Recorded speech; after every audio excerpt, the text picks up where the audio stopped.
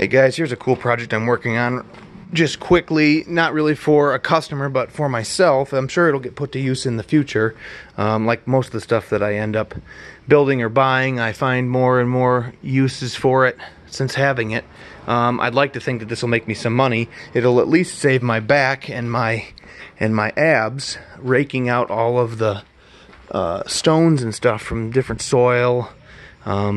When I'm working here, I'm going to dig out all of this for the sidewalk and place these pavers, and I end up having what amounts to topsoil, but it's got certain rocks in it and it's got sod and stuff like that. And if you want to go and use that perfectly good dirt, you go pour it out and you try to grade it with the machine, and any large rocks you're dragging around are making big divots and grooves in the ground, and any sod's getting hung up and tangled. So what I wanted was a topsoil screen or a gravel screen that I could drive up to with the bucket and dump dirt and material over it, and anything smaller than the current screen would fall through and collect here underneath, and I can scoop it up and drive away with it. And anything, rocks and soil and or sod, you know, root ball for grass or anything like that, it's going to tumble down and collect on this side of it that I can drive that from the other direction, scoop up and throw out.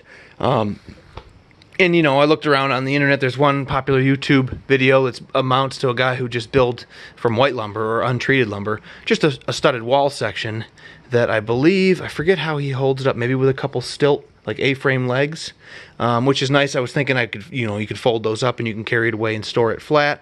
But the more I thought about it and the more I did research, a lot of them built from steel are a consistent box that you can't fold up and move away, which is maybe a con in some ways, but in other ways it really is handier if it just stays put. And it's not that easy once you start loading it up with steel mesh that this, you know, this weight, it gets to be pretty heavy, and it's not that handy to move around like that. You know, so I put handholds in this one, and two guys can walk up and, you know, pick this right up and walk away with it. So that'll be how we handle that situation as far as storability. But it's made all from treated lumber. I got two sheets of treated 3/4 plywood. Obviously half of one sheet's here and the other half of that same sheet's over there, and then a thin rip to go across the front, which left me with, you know, not an economical amount of extra material, but it will get used, in my life it'll get used for something else.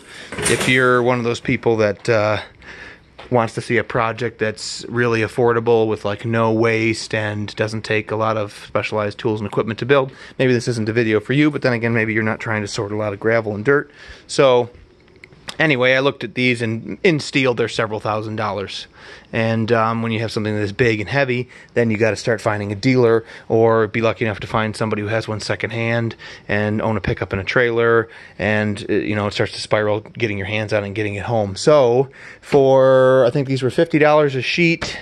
For the plywood was about $100 worth, and then, you know, the other treated sticks, we'll call them. I had all that treated lumber, so I don't know. They're about, I want to say they're maybe for an 8-footer, maybe $7 or $8 right now. And you know, this, I was lucky, real lucky.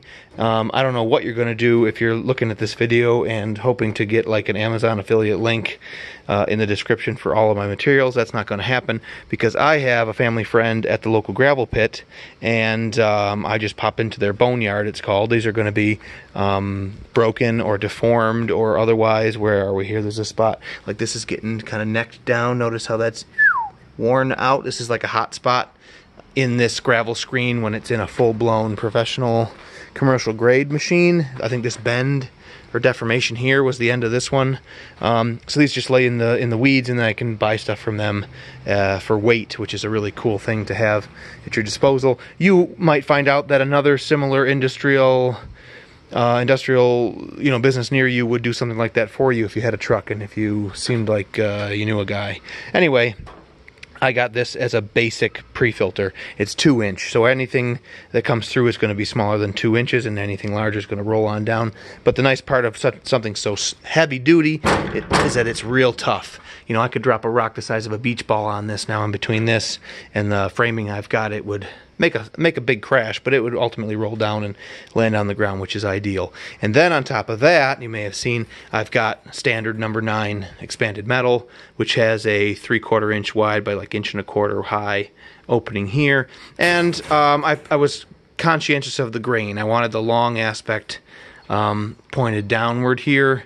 I had a feeling that I would get, I had to think about it, or do I want, the short aspect for faster rolling material and less opportunities for things that are a little bit larger to fall down in there?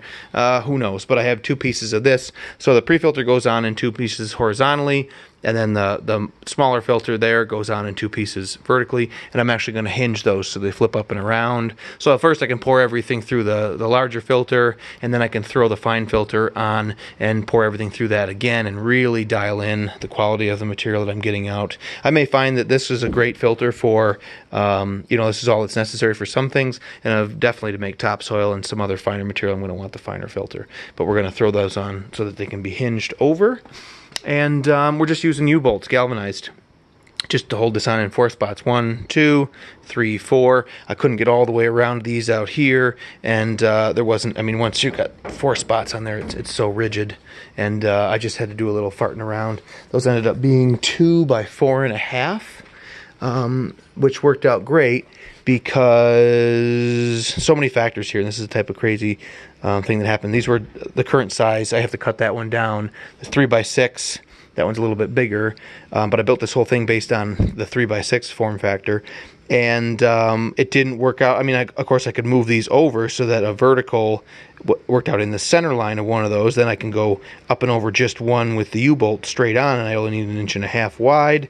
But as soon as you go to 4.5 long, which is what I needed to get over the cross section of one piece of these and a 3.5 inch 2x4, then it's 2 inches wide. But as you can see, when you twist it to go over the steel bar that comes through horizontally rather than vertically, now all of a sudden it dials it right in basically tight to the sides of the 2x4, and it really looks like I planned it that way. And let's just forget that I explained why it happened, and I planned it that way.